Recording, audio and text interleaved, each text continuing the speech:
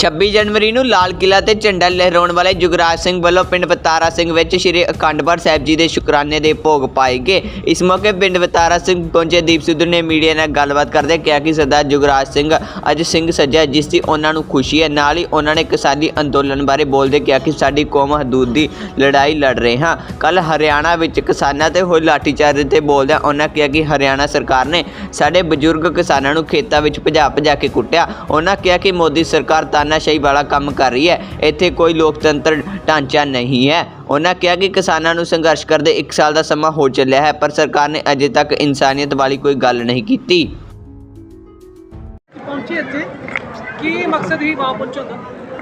मकसद तो जी यही है भी जुगराज साडा सिंह सजिया है ना, तो 26 जनवरी नूं जो वरतारा वापरिया साडी कौम एक होंद की लड़ाई लड़ रही है।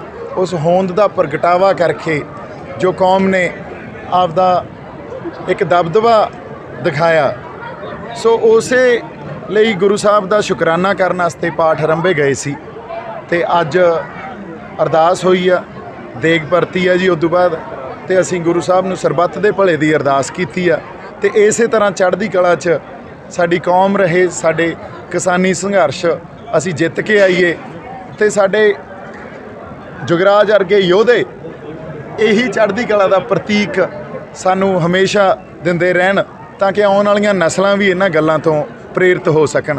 यही मकसद सी। जो कल हरियाणे दे विच भाणा वापरिया जिहड़े अपने किसान वीर सन, हाँ जी, पंजाब दे सन, कुछ हरियाणे दे, हाँ जी, पर जिस तरीके दे नाल खेतां दे विच भजा के कुटिया ते ਉਹਦੇ ਪਿੱਛੇ कोई वजह कोई जिस तरीके दे नाल ऐसा तो नहीं है भी जिहड़ा इलैक्शन आ रहा 2022 ਦਾ विधान सभा वाला भी किसी ना किसी तरीके नाल किसानां नूं घरेड़े जावे।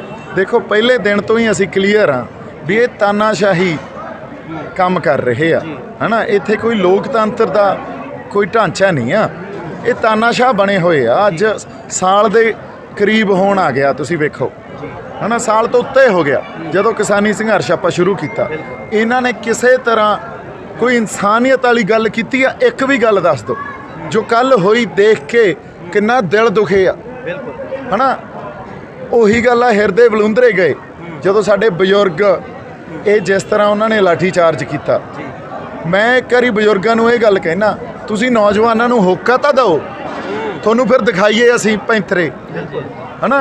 गल यह है भी तुसी बड़ा इन्हां दे सामने हथ जोड़ जोड़ के संघर्ष कर लिया। एक बारी नौजवानों को होका तो दो, फिर इन्हां नूं वाणी ना पाइए, फिर वेखदे आ किवें ये लाठी चार्ज करते आ, हुंदा की आ। ਜਿਹੜਾ ਸੰਘਰਸ਼ ਵਾ ਤੁਹਾਡੇ ਵੱਲੋਂ 32 ਜਥੇਬੰਦੀਆਂ ਨਾਲ ਇਕੱਠੇ ਲੜਿਆ ਜਾ ਰਿਹਾ ਕਿ ਕੁਝ ਵਖਰੇਵਾਂ ਹੈ? नहीं जी, देखो विचारां दे वखरेवें हो सकते आ जिहड़े कि हैगे भी आ, पर संघर्ष तो साझा ना, इकट्ठे लड़ रहे हैं। इसे करके शंभू ते चाहे अड्ड बैठे रहे क्योंकि उदों पंजाब की धरती तो संघर्ष लड़िया जा रहा सी ते उदों वख-वख धरने पंजाब च सारियां थावां ते लगे हुए सी। उस तरह एक शंभू मोर्चा लग्या सी, पर जिद्दन दिल्ली गए हैं कोई वखरी स्टेज नहीं लाई, किसी तरह का कोई वखरेवा। जदों मैनूं उन्होंने साडे बजुर्गों ने यह गल आखी भी तुसी स्टेज तो नहीं बोलना, मैं क्या सिर मत्थे थले संगत च जाके बैठे रहे, है ना। सो इस गल नूं प्रचारिया बहुत गया भी दीप सिद्धू कोई वख संघर्ष लड़ रहा नहीं, संघर्ष साझा, विचारां दा वखरेवा हो सकदा, बिरतांत वखरा हो सकदा, उहदे नाल संघर्ष च असी पाटो धाड़ होइए या वखरा संघर्ष होवे उहदा मतलब ये कदे भी नहीं। एक मिनट भाजी, एक अहम सवाल है, ਜਦੋਂ तक जुगराज सिंह 26 जनवरी ਨੂੰ ਝੰਡਾ ਚਲਾਉਂਦਾ ਹੈ ਬਹੁਤ ਵਧੀਆ ਆਪਾਂ ਸ਼ਾਬਾਸ਼ ਦਿੰਦੇ ਆ, ਪਰ ਉਹਦੀ ਜ਼ਿੰਮੇਵਾਰੀ ਲੈਣ ਲਈ ਕੋਈ ਜਥੇਬੰਦੀ ਤਿਆਰ ਨਹੀਂ ਹੁੰਦੀ ਬੜਾ ਚਿਰ, ਕਾਰਨ ਕੀ ਰਿਹਾ? ਇਹ ਦੇਖੋ ਤੁਸੀਂ ਜਦੋਂ 26 ਜਨਵਰੀ ਨੂੰ ਖਾਲਸਾਈ ਨਿਸ਼ਾਨ ਸਾਹਿਬ ਤੇ ਕਿਸਾਨੀ ਝੰਡਾ ਇੱਕ ਖਾਲੀ ਪੋਲ ਤੇ ਲਾਇਆ ਗਿਆ, ਹੈ ਨਾ, ਉਸ ਤੋਂ ਬਾਅਦ ਕੋਈ ਜਥੇਬੰਦਕ ਢਾਂਚਾ, ਕੋਈ ਕਿਸਾਨੀ ਜਥੇਬੰਦੀ ਜਾਂ ਕੋਈ ਸ਼ਖਸੀਅਤ ਸਾਡੇ ਹੱਕ 'ਚ ਆ ਕੇ ਨਹੀਂ ਬੋਲਦੀ। ਉਸੇ ਦਿਨ मैं सुखदेव के ढाबे ते जो मोर्चे च वापस आया ट्रैक्टर ते बह के हिंदी च संबोधन किया भी असी कुछ गलत नहीं किया। पूरे अरसे दौरान उस गल ते ही खड़े रहे हैं, इसे गल ते पहरा दिंदे रहे हैं भी असी कुछ गलत नहीं किया। इहदा हुण सुनो कारण, जदों किसान आपदा हक लैण जांदे आ ते उस रोस का प्रगटावा करते आ, जिहड़ियां असी कहिए स्पिरिट दे थल्ले साडा संघर्ष लड़िया जा रहा सी, किसानी संघर्ष, ਉੱਥੇ ਨਿਸ਼ਾਨ ਸਾਹਿਬ, ਕਿਸਾਨੀ ਝੰਡਾ ਤੇ ਤਿਰੰਗਾ, ਤਿੰਨ ਸਪਿਰਿਟਾਂ ਦੇ ਥੱਲੇ ਸਾਡਾ ਸੰਘਰਸ਼ ਲੜਿਆ ਜਾ ਰਿਹਾ ਸੀ।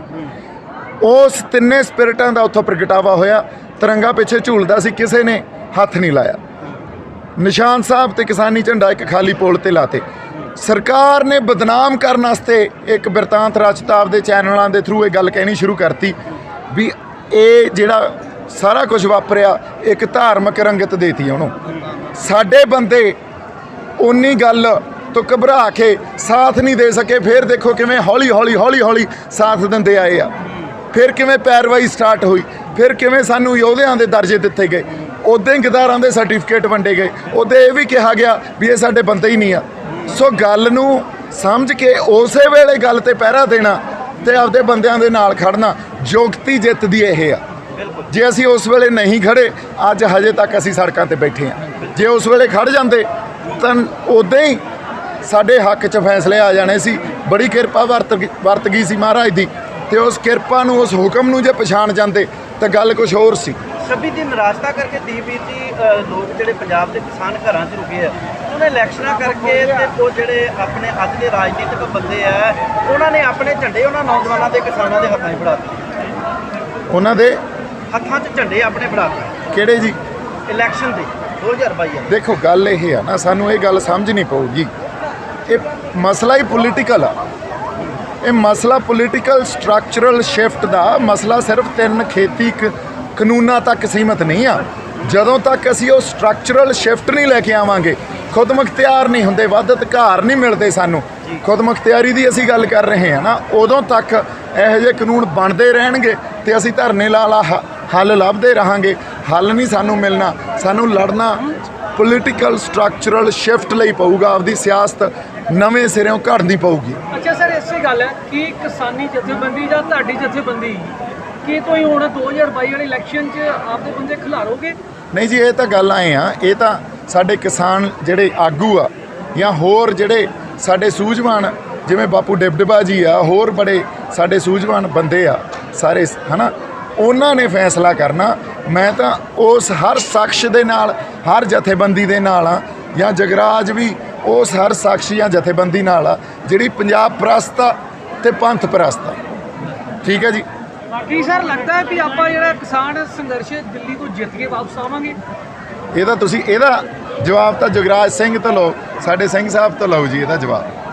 ਹਾਂਜੀ ਭਾਈ ਜੁਗਰਾਜ ਸਿੰਘ ਜੀ, ਜਿਸ ਤਰੀਕੇ ਦੇ ਨਾਲ ਹੁਣ ਬੈਠੀਆਂ ਆਪਣੀਆਂ ਜਥੇਬੰਦੀਆਂ ਦਾਅਵਾ ਕਰਦੀਆਂ ਵੀ ਜਿੱਤਾਂਗੇ, ਤੇ ਤੁਹਾਨੂੰ ਲੱਗਦਾ ਵੀ ਉਹ ਜਿੱਤ ਪ੍ਰਾਪਤ ਕਰਕੇ ਮੁੜਦੀਆਂ? ਦੇਖੋ ਜੀ, ਇਹਦਾ ਬਾਰੇ ਤਾਂ ਪਹਿਲਾਂ ਹੀ ਜਾਣਨਾ ਅਸੀਂ ਪਾ ਚੁੱਕੇ ਹਾਂ।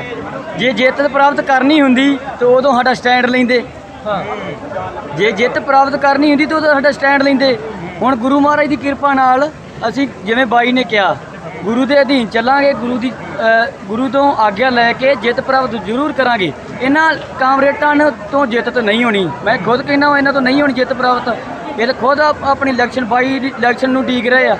ਪਰ ਪੰਜਾਬ ਦੇ ਨੌਜਵਾਨ ਤੁਹਾਨੂੰ ਬਹੁਤ ਚਾਹੁੰਦੇ ਨੇ, ਦਿਲੀ ਤੁਹਾਡਾ ਸਤਿਕਾਰ ਕਰਦੇ ਆ, ਪਰ ਤੁਹਾਡੀ ਉਡੀਕ ਵੀ ਕਰਦੇ ਆ ਵੀ ਕਿਤੇ ਨਾ ਕਿਤੇ ਨੌਜਵਾਨ ਜਿੱਤਣ ਤੇ ਅਸੀਂ ਇਹਨਾਂ ਦਾ ਸਾਥ ਦਈਏ। ਇੱਕ ਵਾਰੀ ਹਾਂ ਤਾਂ ਕਰਕੇ ਦੇਖੋ। ਹਾਂਜੀ ਐਸਾ ਵੀ ਹੈ।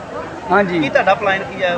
ਸਿੱਧੂ ਸਾਹਿਬ ਬਿਲਕੁਲ ਜੀ। ਨੌਜਵਾਨ ਜਿਵੇਂ ਕਹਿਣਗੇ ਆਪਾਂ ਕੌਮ ਲਈ ਲੜਾਂਗੇ, ਸੰਘਰਸ਼ ਨੂੰ ਕਾਇਮ ਰੱਖਾਂਗੇ, ਜਿੱਤ ਪ੍ਰਾਪਤ ਜ਼ਰੂਰ ਕਰਾਂਗੇ। ਬਿਲਕੁਲ। ਹਾਂਜੀ ਦੀਪ ਸਿੱਧੂ ਵੀਰ ਜੀ, ਜਿਸ ਤਰੀਕੇ ਦੇ ਨਾਲ ਤੁਸੀਂ ਲਗਜ਼ਰੀ ਲਾਈਫ ਛੱਡੀ ਹੈ, ਤੇ ਤੁਹਾਨੂੰ ਕਿਤੇ ਨਿਰਾਸ਼ਤਾ ਇਹਨਾਂ ਤੋਂ, ਤੁਸੀਂ ਜ਼ਾਹਰ ਵੀ ਕੀਤਾ ਵੀ ਬਹੁਤ ਨਿਰਾਸ਼ਤਾ ਆ ਸਾਨੂੰ ਵੀ ਇਹਨਾਂ ਤੋਂ, ਇਹਨਾਂ ਦਾ ਫਰਜ਼ ਬਣਦਾ ਸੀ ਵੀ ਗਲਵੱਕੜੀ ਚ ਲੈਂਦੇ। ਨਹੀਂ, ਉਹ ਦੇਖੋ, ਉਹ ਗੱਲਾਂ ਹੁਣ ਨਾ ਪਿੱਛੇ ਰਹਿ ਗਈਆਂ। ਅੱਜ ਫੇਰ ਅਸੀਂ ਉੱਥੇ ਹੀ ਖੜੇ ਆ ਜਿੱਤੇ ਅਸੀਂ ਜਿੱਤ ਕੇ ਆਉਣਾ। ਪਰ ਜਿਵੇਂ ਜੁਗਰਾਜ ਸਿੰਘ ਨੇ ਗੱਲ ਕਹੀ ਆ ਵੀ ਜਿੱਤ ਤਾਂ ਹੀ ਪ੍ਰਾਪਤ ਹੋਊ ਜੇ ਇਸ ਗੁਰੂ ਦੀ ਅਗਵਾਈ 'ਚ ਚੱਲੋਗੇ। ਜੇ ਗੁਰੂ ਮਹਾਰਾਜ ਨੂੰ ਅਰਦਾਸ ਕਰਕੇ ਤੁਰੋਗੇ ਤੇ ਉਸ ਹੁਕਮ ਨੂੰ ਪਛਾਣੋਗੇ, ਜਿੱਤ ਤਾਂ ਪ੍ਰਾਪਤ ਹੋਣੀ ਆ ਪੰਜਾਬ ਨੂੰ, ਇਸ ਧਰਤੀ ਨੂੰ। ਗੁਰੂ ਦੀ ਅਗਵਾਈ ਤੋਂ ਬਿਨਾ ਤੇ ਗੁਰੂ ਨੂੰ ਅਰਦਾਸ ਕਰੇ ਬਿਨਾ, ਉਹਦੇ ਤੋਂ ਭਰੋਸੇ ਤੋਂ ਬਿਨਾ ਜੇ ਅਸੀਂ ਕਹੀਏ ਅਸੀਂ ਜਿੱਤ ਜਾਾਂਗੇ, ਅਸੀਂ ਛਿੱਤਰ ਖਾਵਾਂਗੇ, ਅਸੀਂ ਜਿੱਤ ਨਹੀਂ ਸਕਦੇ। ਇੰਨੀਆਂ ਕੁ ਗੱਲਾਂ। ਹਾਂਜੀ ਕਮਰਪਾਲ ਭਾਜੀ, ਅੱਜ ਵਾਹ ਪ੍ਰੋਗਰਾਮ ਹੋਇਆ ਜਿਹੜਾ, ਉਹ ਕੀ ਸੀ? ਭਾਈ ਜੁਗਰਾਜ ਸਿੰਘ ਜਿਨ੍ਹਾਂ ਨੇ 26 ਜਨਵਰੀ ਨੂੰ ਲਾਲ ਕਿਲ੍ਹੇ ਤੇ ਖਾਲਸਾਈ ਪਰਚਮ ਲਹਿਰਾਇਆ ਸੀ, ਉਹਨਾਂ ਨੂੰ ਦਿੱਲੀ ਦੀ ਕੋਰਟ ਨੇ ਪਰਮਾਨੈਂਟ ਬੇਲ ਦਿੱਤੀ ਹੈ। ਪਰਿਵਾਰ ਨੇ, ਨਗਰ ਵਾਸੀਆਂ ਨੇ ਗੁਰੂ ਮਹਾਰਾਜ ਦਾ ਸ਼ੁਕਰਾਨਾ ਕਰਨ ਲਈ ਅੱਜ ਸਮਾਗਮ ਕੀਤਾ ਹੈ। ਜਿਹਦੇ 'ਚ ਬਹੁਤ ਸਾਰੇ ਨਾਮਵਰ ਸ਼ਖਸੀਅਤਾਂ ਅਤੇ ਜਥੇਬੰਦੀਆਂ ਸ਼ਾਮਲ ਹੋਈਆਂ ਨੇ। ਸੱਚੇ ਪਾਤਸ਼ਾਹ ਦਾ ਸ਼ੁਕਰਾਨਾ ਕੀਤਾ ਕਿ ਉਹਨਾਂ ਨੂੰ ਐਂਟੀਸਪੇਟਰੀ ਬੇਲ ਮਿਲੀ ਤੇ ਫਿਰ ਉਸ ਤੋਂ ਬਾਅਦ ਉਹ ਜਿਹੜੀ ਐਂਟੀਸਪੇਟਰੀ ਬੇਲ ਸੀ ਉਹ ਪਰਮਾਨੈਂਟ ਬੇਲ ਦੇ ਵਿੱਚ ਟਰਾਂਸਫਰ ਹੋ ਗਈ। ਸਰ ਇਹ ਜਿਸ ਤਰ੍ਹਾਂ ਦੇ 26 ਜਨਵਰੀ ਨੂੰ ਝੰਡਾ ਚਲਾਇਆ ਸੀ ਕੇਸਰੀ ਨਿਸ਼ਾਨ ਦਿੱਲੀ ਦੇ, ਉਸ ਤੋਂ ਬਾਅਦ ਕਿਸਾਨ ਜਥੇਬੰਦੀਆਂ ਦੇ ਨਾਲ ਨਹੀਂ ਖਲੋਤੇ ਤੇ ਦਲ ਖਾਲਸਾ ਨੇ ਇਹਦਾ ਸਾਥ ਦਿੱਤਾ ਸੀ, ਉਹਦੇ ਬਾਰੇ ਤੁਹਾਡਾ ਕੀ ਕਹਿਣਾ? ਕਿਸਾਨ ਜਥੇਬੰਦੀਆਂ ਨੇ ਡਿਸਓਨ ਕੀਤਾ। ਉਹਨਾਂ ਨੇ ਇੱਕ ਡਰ ਦੇ ਵਿੱਚੋਂ, ਦਿੱਲੀ ਦੇ ਡਰ ਦੇ ਵਿੱਚੋਂ ਜਿਨ੍ਹਾਂ ਨੇ ਖਾਲਸਾਈ ਨਿਸ਼ਾਨ ਚਲਾਇਆ ਸੀ ਉਹਨਾਂ ਨੂੰ ਡਿਸਓਨ ਕੀਤਾ। ਇਹ ਉਹਨਾਂ ਦੀ ਸਭ ਤੋਂ ਵੱਡੀ ਬੁਜ਼ਦਲੀ ਤੇ ਕਮਜ਼ੋਰੀ ਹੈ, ਜਿਹਦੇ ਕਰਕੇ ਸਾਰਾ ਦਾ ਸਾਰਾ ਜਿਹੜਾ ਅੰਦੋਲਨ ਸੀ ਉਹ ਸਕਟਲ ਹੋ ਗਿਆ, ਉਹ ਪਿੱਛੇ ਪੈ ਗਿਆ। ਅਗਰ ਉਹ ਇਹਨਾਂ ਨੂੰ ਓਨ ਕਰ ਲੈਂਦੇ ਕਿ ਸਾਡੇ ਬੱਚੇ ਨੇ ਔਰ ਜਿਹੜਾ ਖਾਲਸਾਈ ਨਿਸ਼ਾਨ ਸਾਹਿਬ ਚਲਾਇਆ ਗਿਆ ਉਹਨੂੰ ਜਸਟੀਫਾਈ ਕਰਦੇ ਕਿ ਉਹ ਐਕਟ ਆਫ ਡਿਫਾਈਨਸ ਸੀ, ਐਕਟ ਆਫ ਬਰੇਵਰੀ ਸੀ, ਐਕਟ ਆਫ ਰਿਬੇਲੀਅਨ ਸੀ, ਤੇ ਮੈਨੂੰ ਲੱਗਦਾ ਹੈ ਕਿ ਅੰਦੋਲਨ ਨੂੰ ਉਹਦੇ ਨਾਲ ਸਟਰੈਂਥ ਮਿਲਦੀ, ਮਜ਼ਬੂਤੀ ਮਿਲਦੀ। ਪਰ ਉਹਨਾਂ ਨੇ ਡਿਸਓਨ ਕੀਤਾ, ਉਹਨਾਂ ਨੇ ਆਪਣੀ ਬੁਜ਼ਦਲੀ ਦਿਖਾਈ, ਆਪਣੇ ਬੱਚਿਆਂ ਨੂੰ ਡਿਸਓਨ ਕੀਤਾ, ਸਿਰਫ ਤੇ ਸਿਰਫ ਦਿੱਲੀ ਨੂੰ ਖੁਸ਼ ਕਰਨ ਲਈ, ਦਿੱਲੀ ਤੋਂ ਡਰਦੇ ਹੋਇਆ।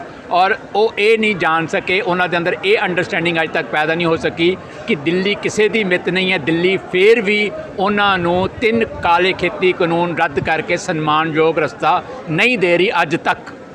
ਕੀ ਤੁਹਾਨੂੰ ਲੱਗਦਾ ਹੈ ਵੀ ਇਸ ਤਰ੍ਹਾਂ ਕਿਸਾਨ ਜਥੇਬੰਦੀਆਂ ਆਪਣਾ ਰਸਤਾ ਅਲੱਗ ਚੁਣ ਕੇ ਉਹ ਸੰਘਰਸ਼ ਜਿੱਤ ਲੈਣਗੀਆਂ? ਉਹ ਇੱਕ ਬਹੁਤ ਵੱਡਾ ਇਲੂਜਨ ਦੇ ਵਿੱਚ ਨੇ। ਜਥੇਬੰਦੀਆਂ ਅਜੇ ਤੱਕ ਜਿਹੜੀ ਇੱਕ ਸੱਚਾਈ ਹੈ ਕਿ ਉਹਨਾਂ ਨੇ ਇੱਕ ਦੇ ਹੈਵ ਮਿਸ ਦੀ ਬਸ, ਜਿਹਨੂੰ ਕਹਿੰਦੇ ਇੱਕ ਅਪਰਚੁਨਿਟੀ, ਇੱਕ ਮੌਕਾ ਗਵਾ ਲਿਆ, ਉਸ ਨੂੰ ਕਬੂਲ ਕਰਨ ਲਈ ਤਿਆਰ ਨਹੀਂ ਹੈ। ਜਦੋਂ ਉਹਨਾਂ ਨੇ ਪੂਰੇ ਦੇ ਪੂਰੇ ਝੰਡੇ ਚਲਾਉਣ ਵਾਲੇ ਨੌਜਵਾਨਾਂ ਨੂੰ ਡਿਸਓਨ ਕੀਤਾ ਤੇ ਦਲ ਖਾਲਸਾ ਨੇ ਇਹਨਾਂ ਨੂੰ ਓਨ ਕੀਤਾ, ਅਸੀਂ ਪੂਰੀ ਲੜਾਈ ਇਹਨਾਂ ਦੀ ਲੜੀ। ਇਹਨਾਂ ਨੂੰ ਪਹਿਲਾਂ ਐਂਟੀਸਪੇਟਰੀ ਬੇਲ ਲੈ ਕੇ ਦਿੱਤੀ, ਇਹਨਾਂ ਨੂੰ ਜੁਗਰਾਜ ਸਿੰਘ ਨੂੰ ਸੰਭਾਲਿਆ ਔਰ ਅੱਜ ਤੱਕ ਅਸੀਂ ਉਹਦੇ ਪਿੱਠ ਤੇ ਖੜੇ ਹਾਂ ਔਰ ਖਾਲਸਾ ਪੰਥ ਖੜ੍ਹਾ। ਅੱਜ ਅਸੀਂ ਉਹਨਾਂ ਨੂੰ ਦਲ ਖਾਲਸਾ ਵੱਲੋਂ ਸਨਮਾਨ ਵੀ ਕੀਤਾ ਔਰ ਅਸੀਂ ਸਮਝਦੇ ਹਾਂ ਕਿ ਇਹ ਇੱਕ ਨਾਇਕ ਦਾ ਕੰਮ ਸੀ, ਕਿਉਂਕਿ ਜਦੋਂ ਝੰਡਾ ਚਲਾਇਆ ਗਿਆ ਪੂਰੀ ਦੁਨੀਆ ਦੇ ਵਿੱਚ ਸਿੱਖ ਖੁਸ਼ ਹੋਇਆ, ਬਾਗੋ ਬਾਗ ਹੋਇਆ। ਔਰ ਪਹਿਲੀ ਗੱਲ ਜਿਹੜੀ ਉਹਦੇ ਮਨ ਦੇ ਵਿੱਚ ਆਈ, ਜਿਹੜੀ ਉਹਦੇ ਦਿਮਾਗ ਦੇ ਵਿੱਚ ਆਈ, ਉਹ ਸੀ ਕਿ ਸਿੱਖ ਇਤਿਹਾਸ ਮੁੜ ਜੁਗਰਾਜ ਸਿੰਘ ਨੇ ਦੁਹਰਾ ਦਿੱਤਾ ਹੈ। ਅੱਗੇ ਤੋਂ ਜੇ ਕੋਈ ਜੁਗਰਾਜ ਸਿੰਘ ਦੇ ਕੇਸ 'ਚ ਕੋਈ ਮੁਸ਼ਕਲ ਹੁੰਦੀ ਤਾਂ ਤੁਹਾਡੀ ਜਥੇਬੰਦੀ ਵੱਲੋਂ ਸਾਥ ਦਿੱਤਾ ਜਾਏਗਾ? ਅਸੀਂ ਸ਼ੁਰੂ ਤੋਂ ਹੀ ਉਹਦੇ ਨਾਲ ਆ, ਸਟਾਰਟ ਤੋਂ ਪਹਿਲੇ ਦਿਨ ਤੋਂ ਹੀ ਨਾਲ ਆ, ਅੱਜ ਵੀ ਨਾਲ ਆ, ਹਮੇਸ਼ਾ ਨਾਲ ਰਹਾਂਗੇ। ਹਾਲੀ ਤਾਂ ਸਾਡਾ ਇੱਕ ਪੜਾਅ ਅਸੀਂ ਪੂਰਾ ਕੀਤਾ ਸਿਰਫ ਬੇਲ ਦਾ। ਕੇਸ ਨੇ ਅਜੇ ਲੜਿਆ ਜਾਣਾ ਪੂਰਾ ਦਾ ਪੂਰਾ। ਔਰ ਮੈਂ ਸਮਝਦਾ ਕਿ ਇਸ ਕੇਸ ਦਾ ਜਿਹੜਾ ਸਬੰਧ ਹੈ, ਫੇਟ ਹੈ, ਉਹ ਕਿਸਾਨ ਅੰਦੋਲਨ ਦੇ ਨਾਲ ਜੁੜਿਆ। ਜੇ ਕਿਸਾਨ ਅੰਦੋਲਨ ਦਾ ਕੋਈ ਸਨਮਾਨਯੋਗ ਹੱਲ ਨਿਕਲਦਾ ਹੈ ਤਾਂ ਇਹ ਕੇਸ ਰੱਦ ਹੋਏਗਾ, ਨਹੀਂ ਤਾਂ ਸਰਕਾਰ ਜੁਡੀਸ਼ਰੀ ਰਾਹੀਂ, ਜੁਡੀਸ਼ਰੀ ਦੇ ਉੱਤੇ ਪ੍ਰਭਾਵ ਪਾ ਕੇ ਇਸ ਕੇਸ ਨੂੰ ਖਰਾਬ ਕਰ ਸਕਦੀ ਹੈ, ਇਹਨਾਂ ਨੌਜਵਾਨਾਂ ਦਾ ਭਵਿੱਖ ਖਰਾਬ ਕਰ ਸਕਦੀ ਹੈ।